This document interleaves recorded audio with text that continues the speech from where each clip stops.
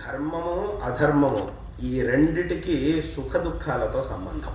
అంతే తప్ప ఆధునిక కాలమా, ప్రాచీన కాలమా, తాత ముత్తాతల కాలమా, మునిమన్న వాళ్ళ కాలమా అనే దాంతో ఏమీ తేడా ఉండదు.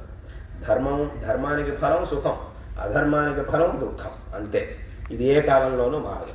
అది వచ్చే విధానం, ఆ సుఖ సాధనాలు దుఃఖ సాధనాలు అవి కావాలంటే అప్పుడప్పుడు మారుతూ ఉండొచ్చు, వాటి పేర్లు మారుతూ ఉండొచ్చు, అది మనకి లభించేటటువంటి మార్గం మారుతూ ఉండొచ్చు, అంతే తప్ప ఈ ప్రపంచంలో సుఖం దుఃఖం అనేది ఉండనే ఉన్నాయి. దాన్ని ఆ కర్మలకు అనుసారంగా, వెనకటి కాలంలో చేసినటువంటి ధర్మాధర్మాలకు అనుసారంగా అనుభవించవలసి వస్తుంది.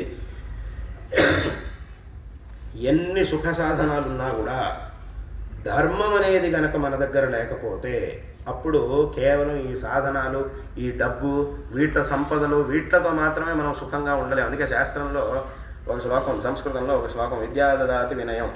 ఇది మామూలుగా ఈ మాట అందరికీ తెలిసి, ఇంకా దాని తర్వాత కూడా ఇంకా